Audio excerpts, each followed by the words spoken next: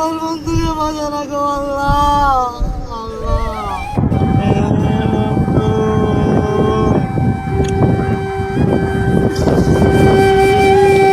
এভাবেই আহাজারি করছে সমুদ্র সৈকতে গোসল করতে নেমে নিখোঁজ হওয়া সায়েমের বন্ধু আরমান।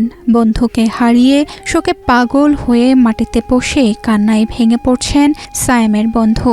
কয়েক মুহূর্ত আগেও মুখ ভরা হাসি বন্ধুর সঙ্গে স্মৃতিবন্দী করছিলেন একটি ছবি। কে জানতো সেই ছবিটিই হয়তো হয়ে থাকবে জীবনের শেষ ছবি।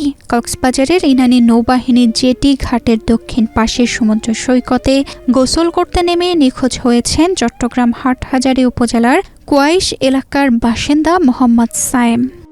বসুন্ধরা টিস্যু অশুদ্ধতার বিরুদ্ধে এক বিন্দুও ছাড় নয়। সায়েমের সঙ্গে থাকা বন্ধু আরমান জানান, তারা একসঙ্গে সমুদ্রে নেমে গোসল করছিলেন। হঠাৎ প্রবল স্রোতে সায়েম তলিয়ে যেতে শুরু করে, আর সেই মুহূর্তে তিনি দুই হাত তুলে চিৎকার করে বলতে থাকেন, বন্ধু আমাকে বাঁচাও। সায়েমের সেই আকুতি শুনে আরমান প্রাণপণ চেষ্টা করেছিলেন তাকে টেনে তোলার, কিন্তু উত্তাল ঢেউ, তীব্র স্রোত এবং আশেপাশে পাথরের কারণে তিনি সফল হননি। চোখের সামনে বন্ধুকে সাগরের পানিতে হারিয়ে ফেলেন তিনি।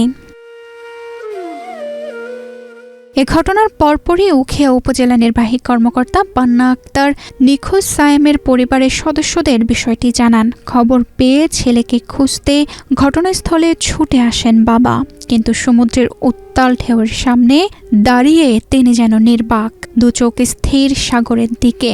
যদি একবার ছেলেটির কোনো দেখা মেলে, বুক ভরা উৎকণ্ঠা আর অসহায় অপেক্ষায় বারবার ভেঙে পড়ছেন তিনি। কান্নায় ভারী হয়ে এসেছে কণ্ঠ।